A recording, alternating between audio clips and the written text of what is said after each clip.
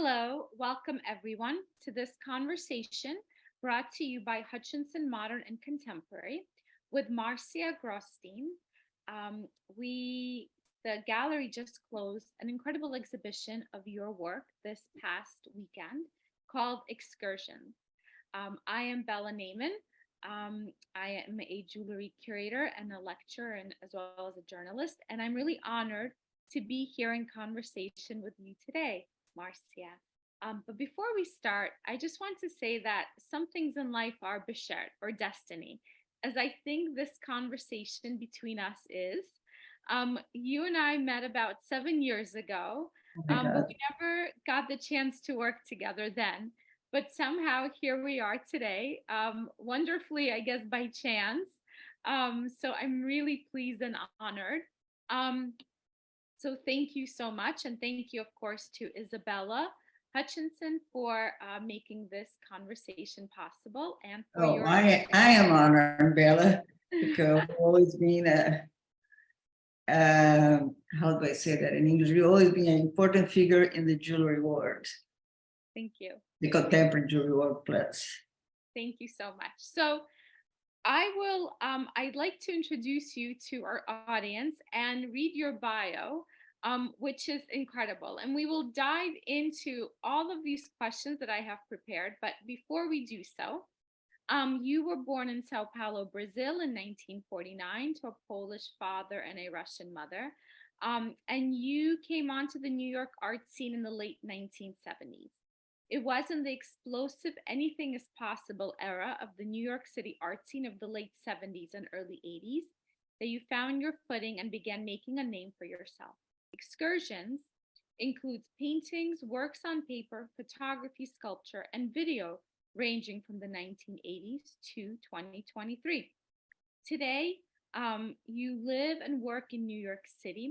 And Marcia, your work has been included in the permanent collections of the Metropolitan Museum of Art, the Museo de Arte Sao Paulo, MoMA PS1, as well as the Museo de Arte Moderna de Rio de Janeiro, amongst many others. You've exhibited widely, including at the Biennale of Havana in 1984, as well as 1986, in Venice in 1988, Sao Paulo 1987 and 1994, as well as in Mercosul in 1999. And you have participated in Exit Art in 2008, the PK Shop at Paul Kasman Gallery, and so much more. The list goes on and on. So really, it is a privilege. Welcome, Marcia Grostein, to this conversation. Thank you. Thank you, Bella. Thank you for having me here. Yeah, I love that you are in your studio, and it's incredible to see your painting behind you, and I see a beautiful light fixture. We have some images prepared, but there's nothing like seeing all of the work in person. Well, we'll come here and we'll spend time just for you to see that. Well, our audience isn't as lucky. They can't all come to see you, but I do hope they saw the exhibition. So I will start sharing my screen so we can all get to see your incredible body of work. Just give me a quick second.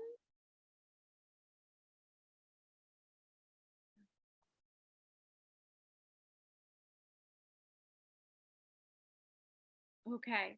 I have to say, I think this photograph of you here in this red paint splatter jumpsuit is my favorite. It's the most incredible image.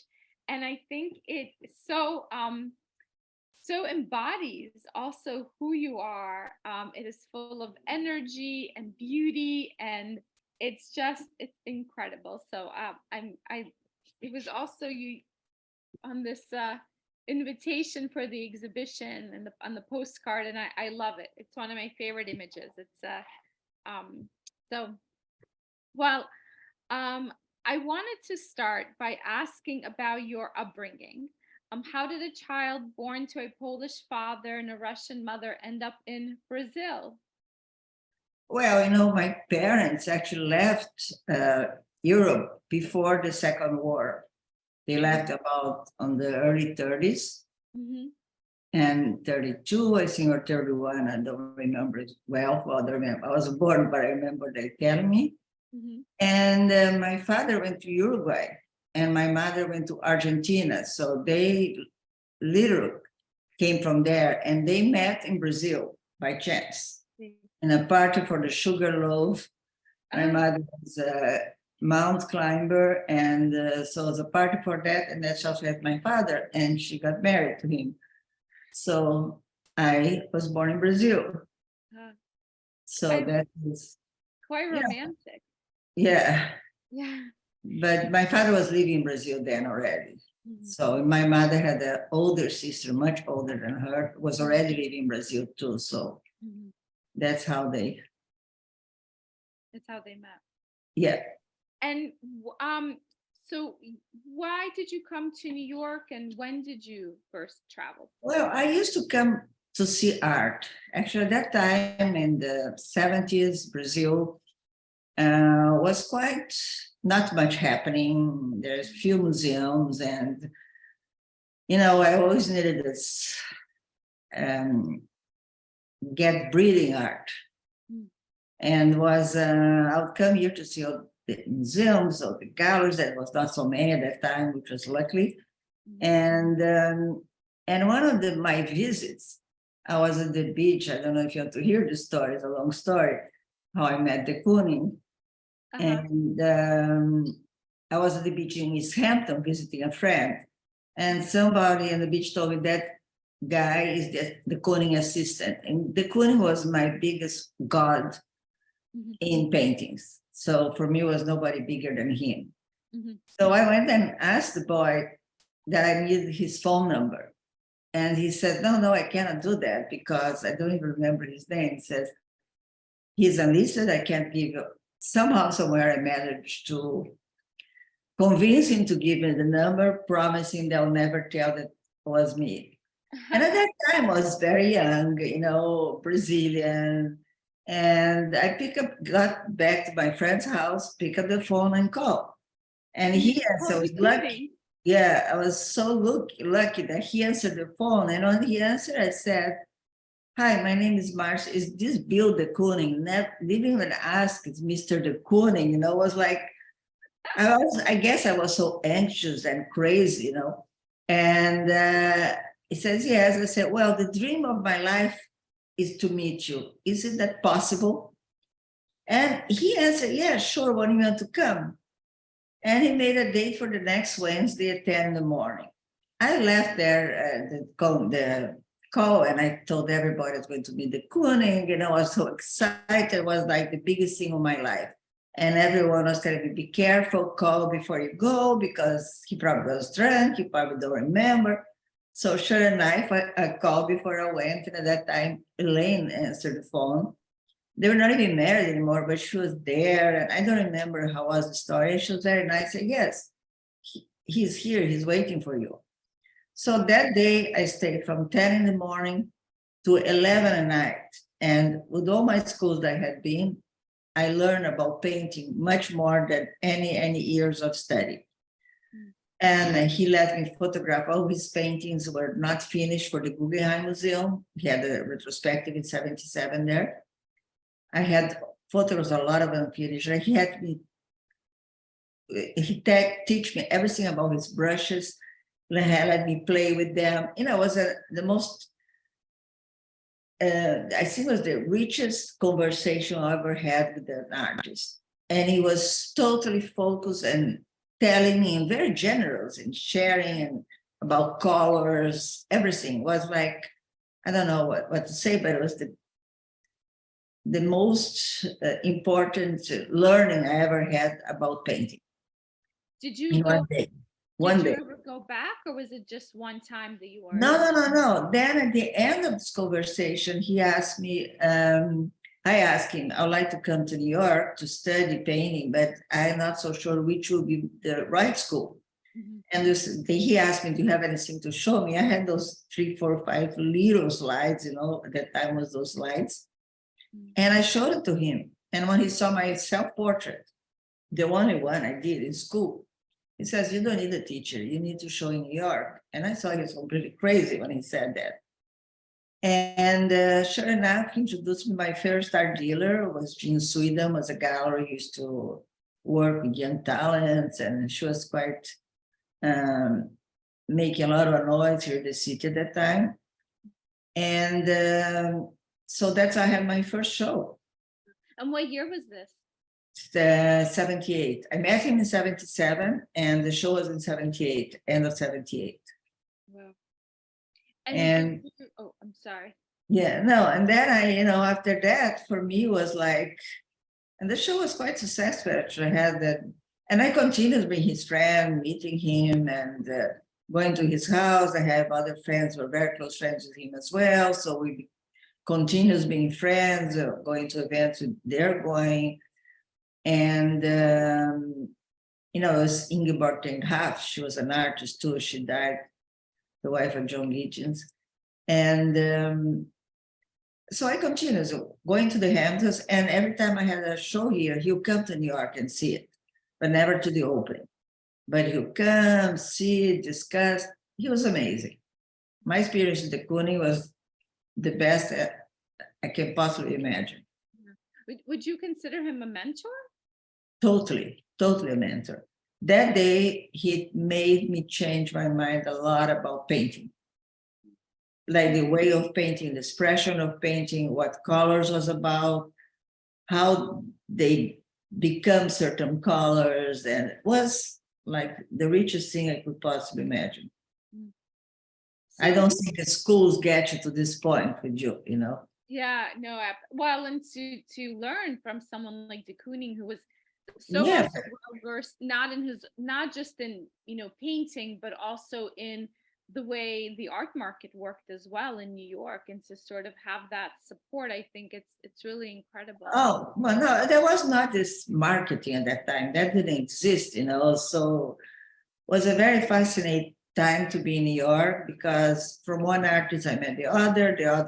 So I knew a lot of very big artists in New York, being Mrs. Nobody, but it was so amazing to me to be around these people, And I learned a lot that came from Brazil, that we don't have access to any of that. Right. Actually, I studied in London, but still, it's different.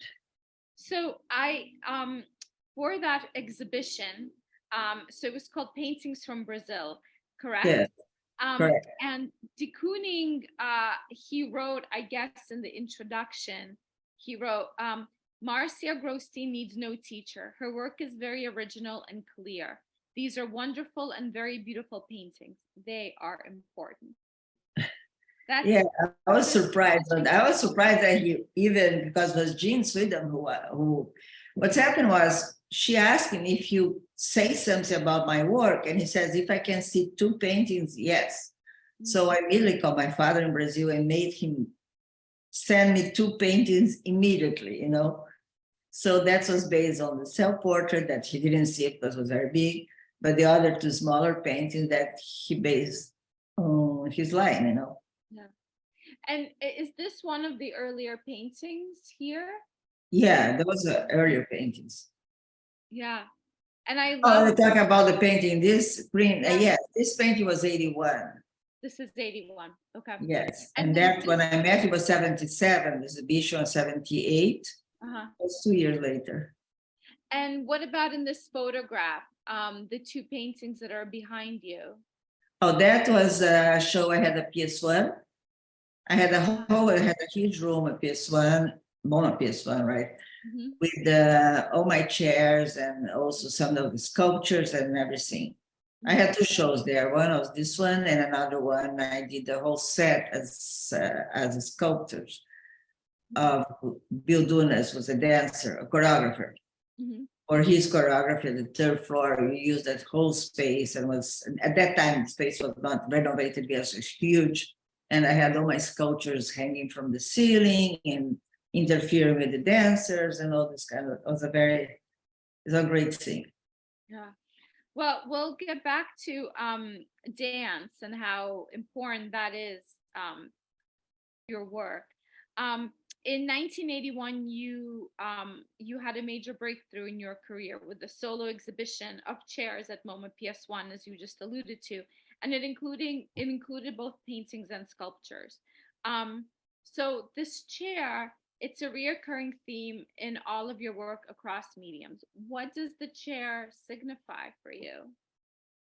Well, I didn't know that, but apparently my mother passed away, and her last times of her life, she was sitting in her library just watching soap opera. Because my mother was very well-read woman, very intellectual, and always requesting a lot of reading from us and all that. And suddenly, she was sitting in her library in front of her main shelf, and with a small television that time that for exists, watching soap opera. And for me, this was a big shock. Mhm. And then after she passed away, through therapy, many years later, found out that my chairs had to do with my mother being confined to that. Mhm. And she was a very energetic woman, full of life and all that, and everybody loved her. And what depression can do for you, you know. So, sorry, my voice goes back and forth. And so that's why, and as she was very supportive to my dance career all the time. And I think the chairs also kind of revolve to this because they're always in movement. My work is never static, you know, and I can, even if I do a straight line, is moving.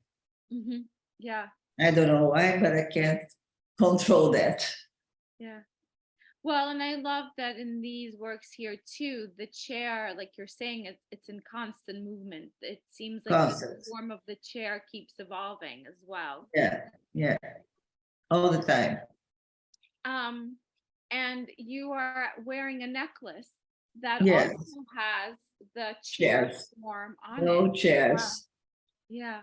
And I love it, and I do a lot of necklaces with chairs, and you know, a lot of my jewelry has some chairs, but Yeah. now Yeah. in jewelry I'm more flexible.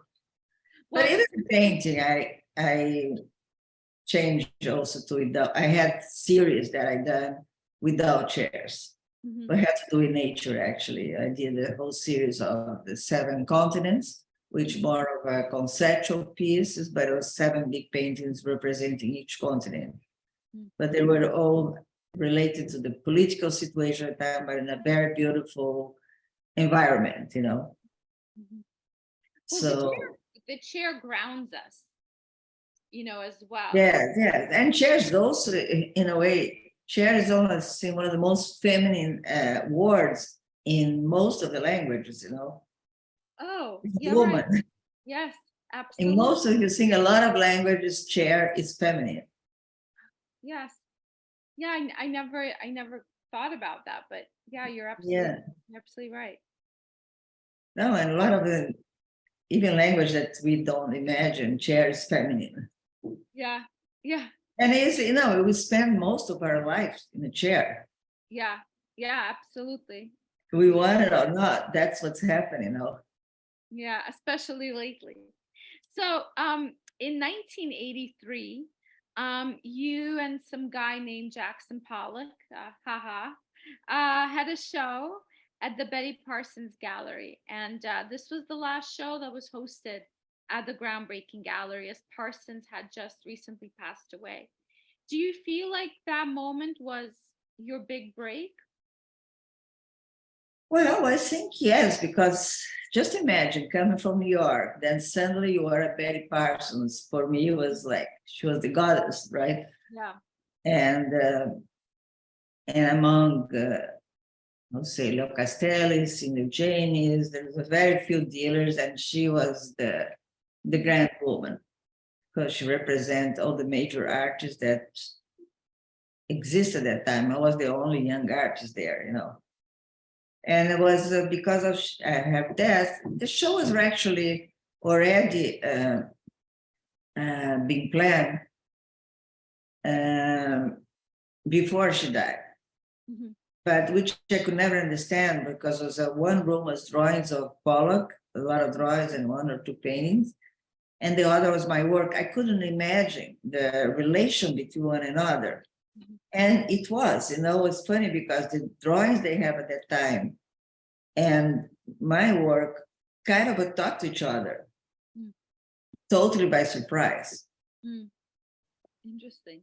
Yeah, Zinjika, that was already figured out by her, not was prior she died. I think there might be some similarities in terms of, again, like the movement that were present in Jackson Pollock's early work. Yeah, and basically the drawings he was having the show had a lot to do. It's hard to tell here. There was a very big painting, the one behind me, that doesn't belong to me anymore, but it's just I personally renovating their house. They let us stay here for a while, but I asked for, and is I think it'd be hard to see. That's a very big painting. And try to see if I can show you. But, but it's a Running Man, which was my thing about everybody was doing Cooper at that time. And it was so crazy for me. You don't have this image there right now. It's hard to see it. It's very hard to see. But was, you see there's the dancer on top here, actually, color. And is the dancer moving towards a step, you see how she goes, like her body is moving towards, but it's not really a step, dance step. Then the other one is skiers.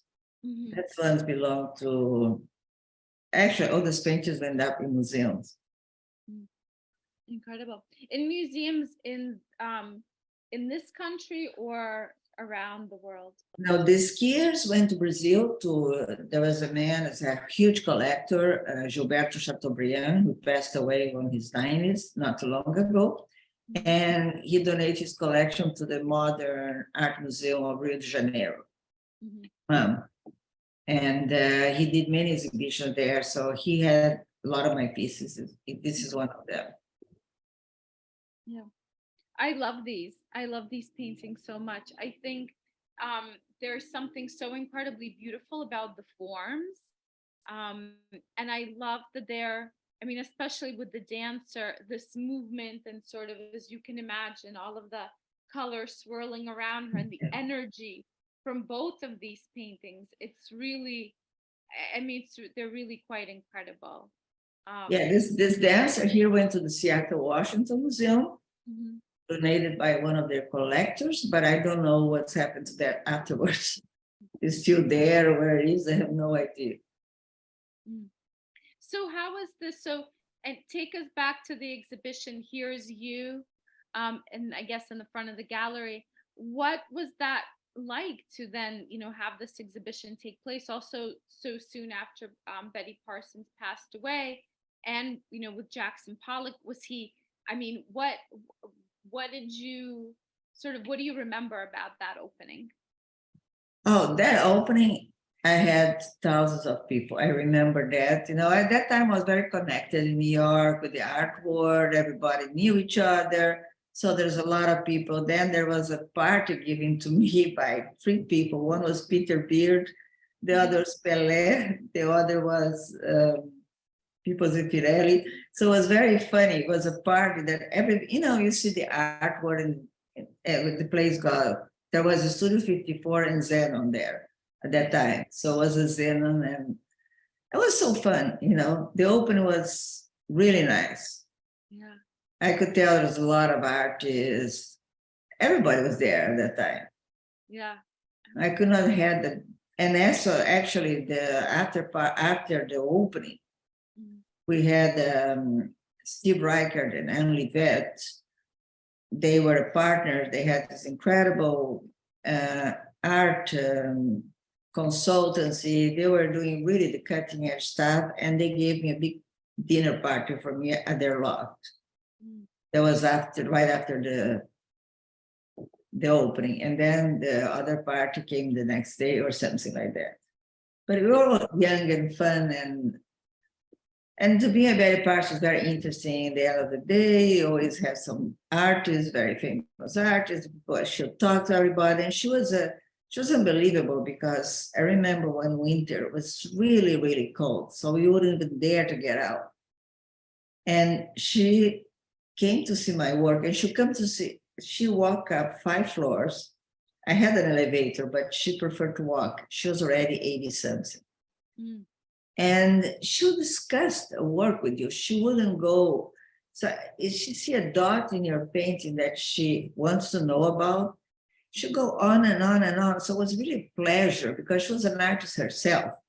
And so it's another conversation, you feel completely in another level. Mm. I think I consider myself very lucky to was able to meet all these people there, Yeah. Well, I mean, it sounds like also the New York art community was abuzz with so much talent back then. And as it is now, I mean, we are in the middle of a Freeze Art Week here in New York, and there's so much creativity going on right now. Oh yeah, no, there's I don't know how many fairs now. It's free, it's independent. There is all kind of fairs going on. Futura, I haven't seen any. I only went to Freeze for half an hour, but that was it. Yeah. Do you think that there's still, I mean, there's always nostalgia, always. Oh, that yeah. exists. Do you ever think about, do you kind of compare and think about the New York art scene of the 70s and 80s in comparison to today? Do you ever? Yes, I compare. Unfortunately, I compare all the time because it's a very different ball game. At that time, if you have a problem doing one work, so I'll call one artist, a friend of mine, or something, say, oh, I'm so confused. I never know if I finish what I'm doing. So, okay, are you home? Yes. Oh, I come by. There's a beer. Say, yes. So they come by, they talk.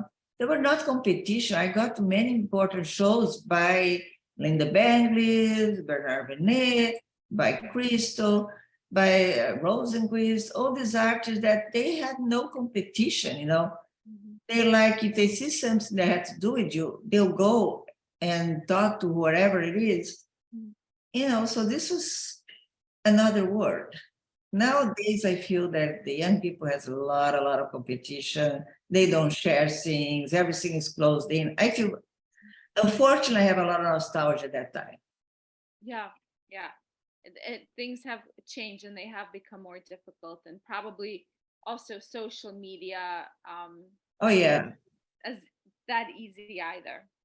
Everything absolutely. is out in the world, so Well, so let's go on to our next slide. So, your primary means of expression, as we've been talking about, has been painting and sculpture, photography, video. But you've also been making jewelry. And you mentioned Bernard Benet, and of course, that always makes me think of, the pieces of jewelry that he made for Diane, his wife, one of the greatest collectors of jewelry by artists. Yes, I'm in her collection also. Yes, she has jewelry of mine in her collection. Yeah. So yeah, she's amazing. She is amazing. How did you decide to start making jewelry? Why?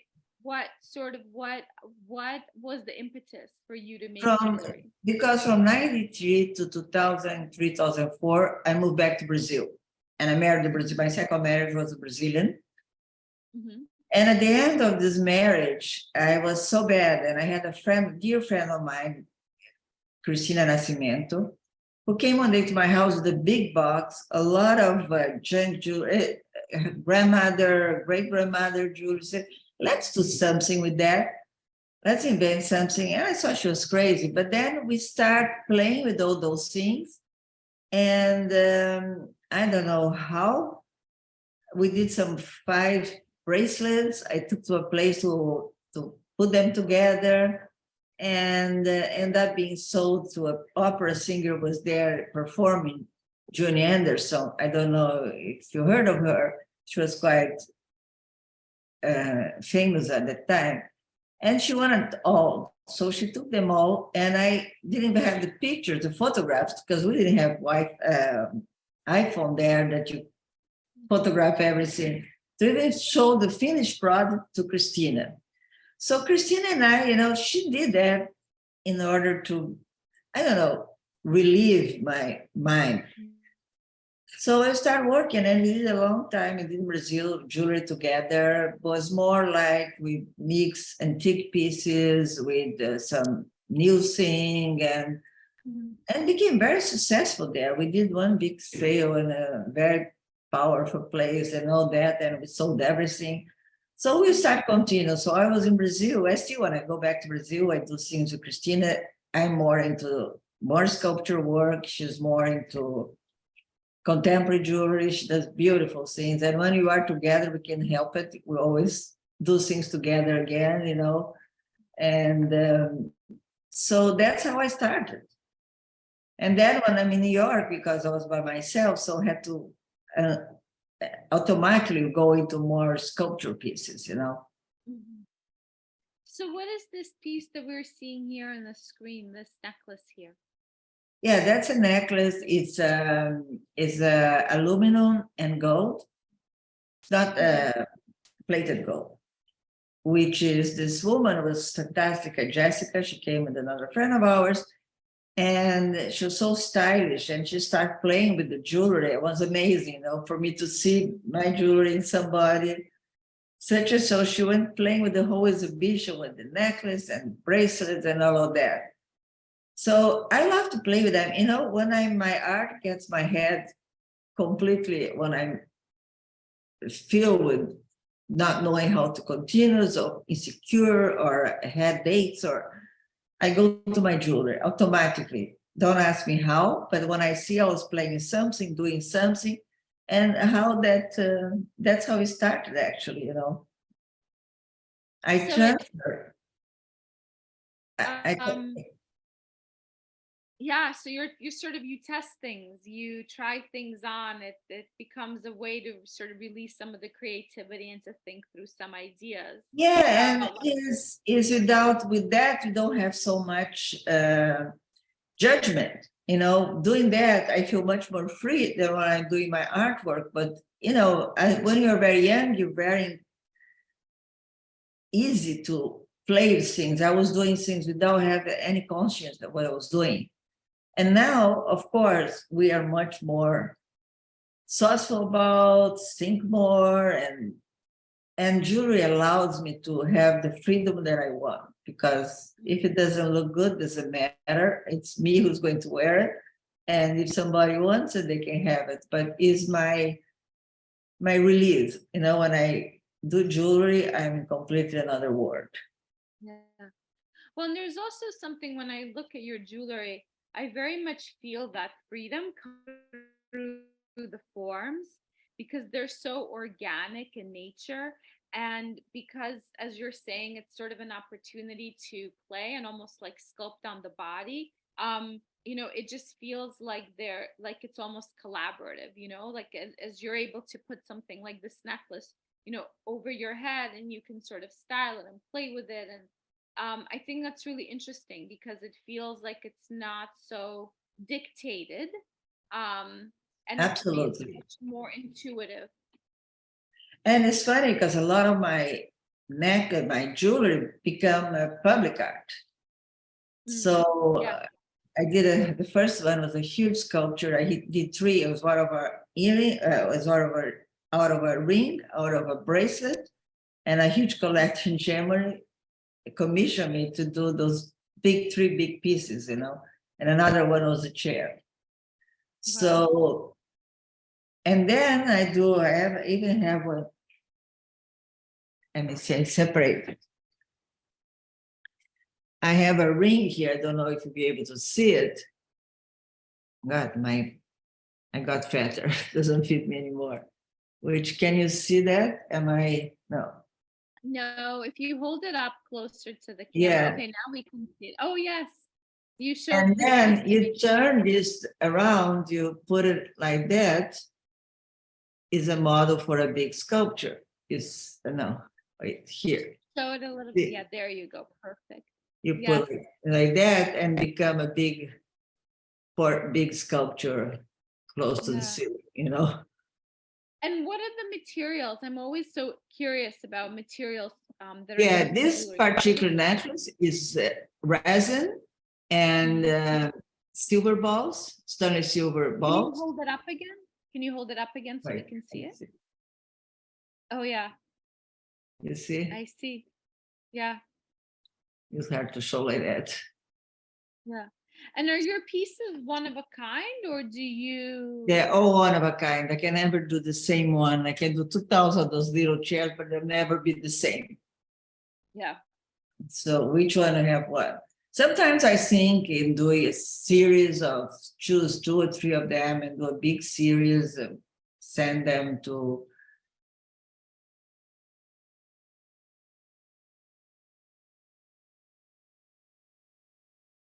outside to do that and to have an audience that cannot afford anything. Sometimes I feel like I want to do that, but maybe in the future. Yeah. So let's go on to our next slide. So here's a close-up of the necklace that we were just talking about. Yeah.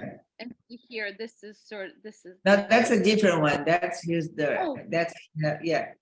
They're two different. yes. Yeah. You see, Yes, that's different. yes.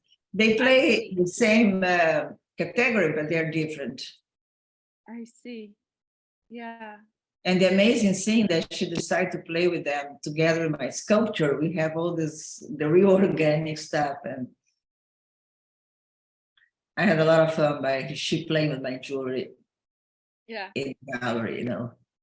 So, one of the things that we talked about is that when you put jewelry on the body, it completely comes alive, it transforms. Seeing something, just a flat image of a piece, and seeing it here worn, by your client, you really understand how it's meant to be worn. You mentioned earlier how dance was a big part of, your career. As I understand, Merce Cunningham was interested in doing something, with you at some point, and you yourself was a dancer. So can we talk a little about how dance and the body has served as a point of inspiration for you? And how has this, influenced the way that you create jewelry? Well, actually, my father had a jewelry store in Brazil. Mhm. Was his beginning in Brazil. That's what he had, and I never used real fine jewelry. It was his biggest complaint because he always wants me to wear something. I had access to those things, and I just didn't wear it. At that time, I was like those big plastic stuff forever.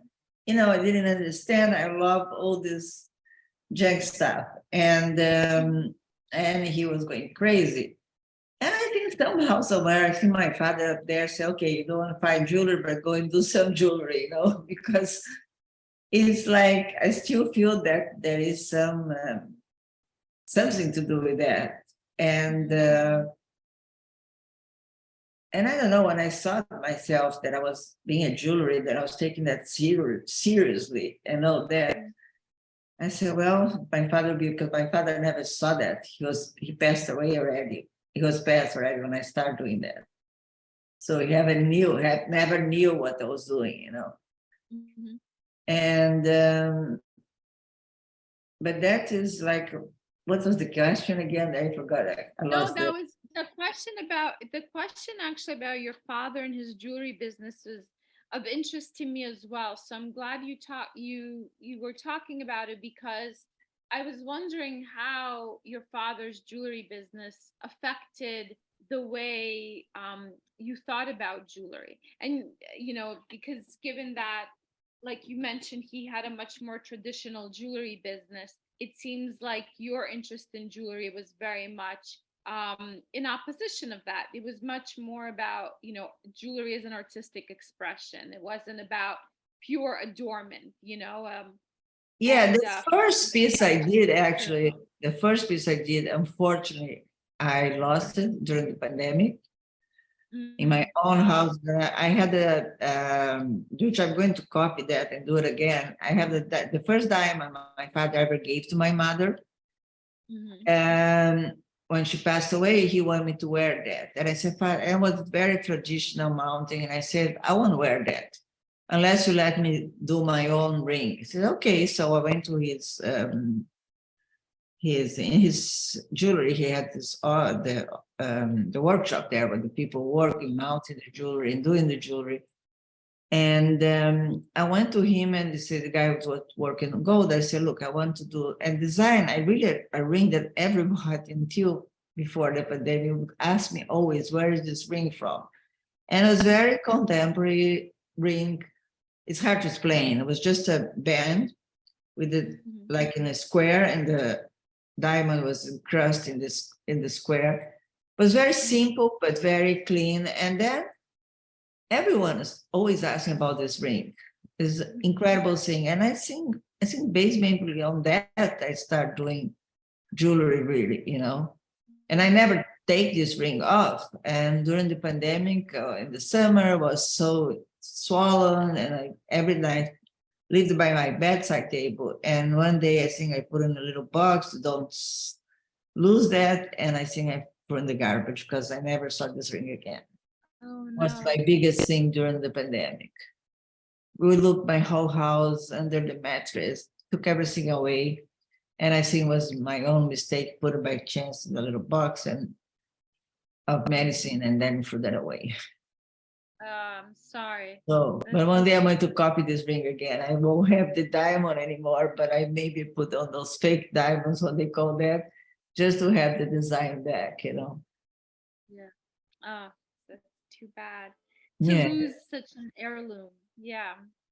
So the question that I had asked previously was about dance and the body, and how does dance inspire you? Dance?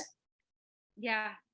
Yeah, always inspire me in dance. I always connected to many dancers, choreographers, choreography. I love choreography. And I think if I would be because a dancer, you have a career up to 30, then you're done. I think I could have been a choreographer. I love choreography, absolutely love it. I love set designs too. And for example, this bracelet is a bracelet, but it's also a coffee table piece. It's also a hang in the wall piece. So that's why the question portable art came from actually I steal the name from Hauser Reef Gallery, had a show once, all of jewelry. Did you see that? It was bourgeois, all these artists. And I was fascinated by that show. And that was really, it was not a wearable art, it's a portable art, because whoever was wearing any of those arts, then I steal that name. I saw that the name portable art was so perfect, for jewelry, because it doesn't go into the word jewelry always imply a little bit more than to be just any material. I remember Pipi Lotti had this very plastic things, very stuff. So the material is not the important thing. The important is the result and how you can deal with that with your own body. And this is one of the bracelets. This woman came to the gallery, Jessica, and she was wonderful because she started playing with everything. And look at her arms. She has a very long arms. So it's a perfect arm for a necklace like that. And it's hard to see here, but become a ring because you insert in your finger. But it is in the other side. It's not easy to see that. I see. So what are the materials? What is this piece made of? It's just aluminum, flat aluminum, and the ball is a plastic ball, some toys of kids that I paint. We use a resin, gold resin on top. So this continuation of play. Sorry? Playfulness. It continues to be a theme. Yeah. Even in the material. Yeah, the material is never important to me. I can get anything to become a jewelry. Yeah. And I believe on that. So, that's also, that's amateur wire painted in gold leaf. and with another piece that I found, these cones, I found in a flea market, and I bought a quantity of them. So become a really, it's good for a woman when you want to hide your hands. Well, what I love about this piece is that it feels almost like it never ends. This is like an infinity piece. Yeah. You know, you have these two sort of what looks like arrows pointing in different directions, and it's like the Yeah. possibilities are endless, you know, and so that's how I feel about this piece.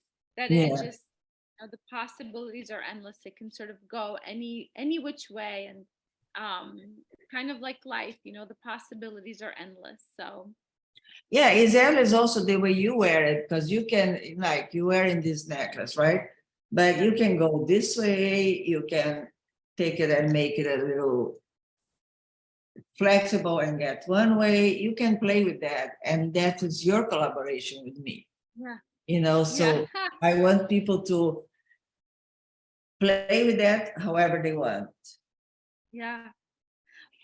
You know, one of the things that interests me too, and I had asked you this when we first met because I was able to see the pieces in person, is that you did not train to be a jeweler, No, and you not don't, at all. you know, you don't work with any bench jewelers. You make each piece, but the solutions are really interesting. You know, you figure out the construction of the piece, like, you know, the magnets. I noticed one of the brooches, you know, holds in place by magnets. The Yes. necklaces have wires for clasps and fixtures. Can you talk a little bit about that, sort of some of these, you know, like here for example? Yeah, here is a very, it was hard to do that one because it's a wire that I had flat, but it was a very hard one. So I had to manipulate with the tools that I use for sculpture. And I was playing and then becoming, as you see, is a chair. And then I place a pearl on it. At What those, is the pearl set in? yeah, there's a pearl in here at the tip. What is it set in? What is sort of what's holding it in place? That's a little cement that I use for sculpture. Cement. Wow. Incredible. Yeah. So whatever I have in front of me, that's really funny, but I just grab it and I play with that. So then suddenly when I see it came something. Mm. You know, it's a lot of inspiration. This Japanese artist that I told you, Kazuko Shima, she used to play with wires too. With my being using wires was because Kazuko is this wonderful big stones. You know, she was going to stuff, and I so much learned about her. I was her collector because I love her jewelry, and she was so unbelievable as a person. And she was the one using this very cheap material to put important pieces, rocks, and whatever, and become a jewelry. So I decided to come back to the slide before moving on to the next one because you mentioned Kazuko, and I was wondering how familiar you were with the art, you know, the contemporary or the studio jewelry scene in New York.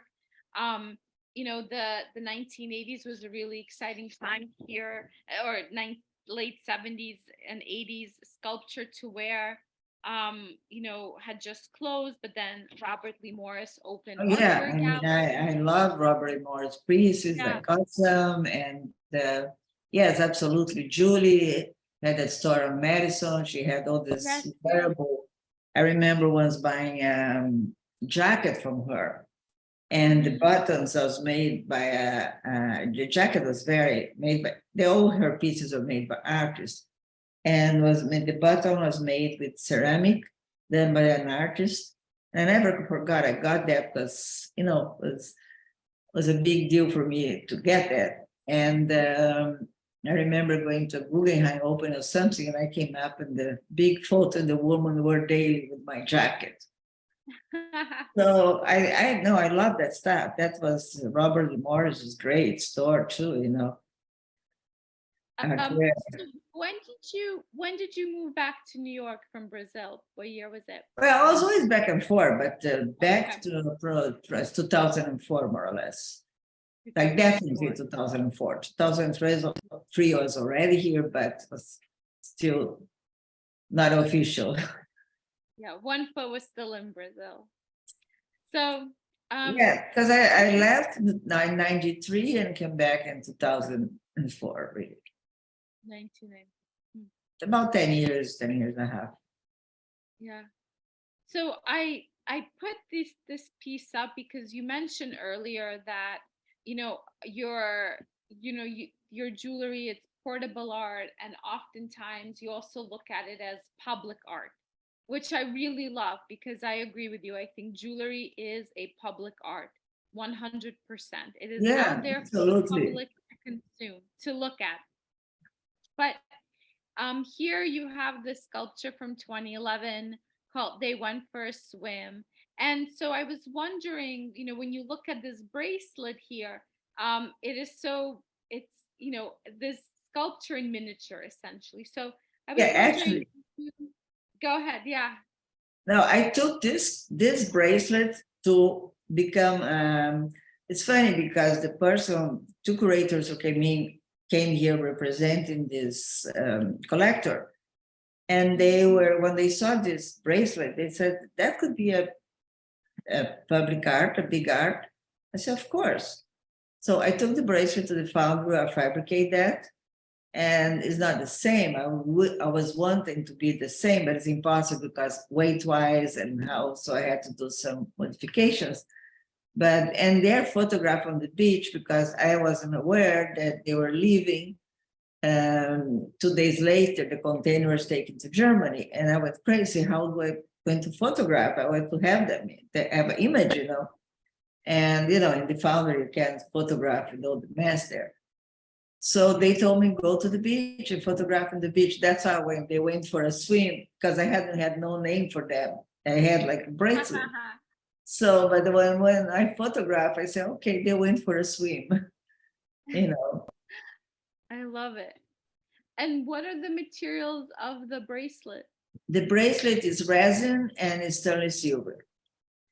And the piece is a galvanized metal, galvanized, how do you call that? Galvanized steel. Yeah, galvanized steel and plated. We did some, how do you call that? To make it shiny, but there's a little bit shiny here because it was in the beach. Oxidized. And it was, and it was windy and all that. And that on top was fiberglass epoxy. And I work a lot hand-wise on that as well. Where did you say it's located? Sorry? Where is it? Where is the sculpture? It's in Germany. It's in a collector. I never met him. I met the curators. And he was supposed to do a big garden, like we have in Brazil something called Yotin. It's a big sculpture garden. Apparently, he already had kind of a garden, but he was building something huge. But I don't know what's happened, never happened. He had a problem with the government. I don't know, whole story. It's supposed to open in 2014, hasn't been open until now. And I don't know where they are. He had a lot of Sarahs. He was very famous to have a lot of Sarah sculptures, but I have no idea. I really wonder what's happened to that, Yeah. And that's unfortunate, but who knows? They have three. He has three of them. He has the ring, this one, and the chair. The three big ones. Oh wow, three big pieces that I have no idea. It's challenging when you do I said it's challenging when you don't know sort of where your pieces are in the world. Yeah, and it's weird because you ask the people, I don't know if you went to jail. It's very weird and odd because in Germany, since if you talk about Brazil, this happened, you understand. Even here, you understand. But in Germany, I cannot see that. It can happen anywhere. Yeah, I So, know a as person in Germany who's a collector as well, and I asked him not too long ago, what's happened to this famous garden that was going to have, since nobody talks about that anymore. oh, So they, no, he knew that the guy was in really trouble, but he says nobody's been talking. God knows if it's going to still exist, it's not going to exist. got it. Nobody knows. So, as we bring this conversation to a close, are there any final sort of thoughts or ideas, anything you'd like to share with us, anything you're working on now you'd like to share with us, any upcoming plans? Well, Since I have some upcoming plan and some public art, but not to be known yet. And I just finished this exhibition at Hutchinson Modern, and really it was a excursion from my work because it was so well put together, installed. The dialogue between all the pieces, that made me come out to a lot of new ideas which I didn't develop yet. Because incredible. still traveling, but I'm constantly working. I never stop, Yeah. It's a thing that I completely obsess, and if I don't work, I don't feel good as well. Yeah. The creativity drives you. The creativity, yeah, absolutely. We have to, but I have fun and I love it. That's what I love to do. So Yeah. that Do is, you at this point, do you sort of spend equal time creating jewelry as you do the sculpture and the paintings? And I mean, it's hard because there's, you work across all mediums, so it's hard to sort of know which one. yeah, I don't know how much time I spend on that, but I'm a little bit schizophrenic on that because I'm working one thing, then suddenly, I go to something else. I'm doing something, I have nothing to do with jewelry. I say, oh, I have this piece here. Then I start, I have some interns and people who work in me, they laugh. They said that I'm completely going to one thing to the next. I don't have, I'm not very structured as thoughts, I play with them, they come, they go. I'm not a disciplined person, which is very hard for me to follow a discipline. And it's been like that since I was a child, I think I remember. And same way I create, that's how I do. I can be talking to you, but not now because people are watching us, but I can be talking to you in the phone and then doing something that you have no idea that I was doing. And then voila, a whole new work of art is born. Yeah, I can look at your glasses or your earrings and then something that takes me to somewhere else. And, that's me. Well, I really hope that everyone gets a chance to visit Hutchinson Modern and Contemporary's website. There's a really wonderful page up there called the study room, where you can find all of this information about your work, see the pieces that were in this exhibition if anyone wasn't able to see it in person. Yeah. And I can't wait for the next one. So Hope so soon. You never know. yeah, soon. Thank you so much for being here with Thank me and you, taking the Bella. time. So nice talking to you after so many years that we I haven't. know. That was Absolutely. amazing. That was great. But Keep thank you us very posted. much. Thank you. Thank you to you. Okay. So thank you everyone for joining us, Great. and stay tuned for more. Bye. Bye. Thank you, everybody.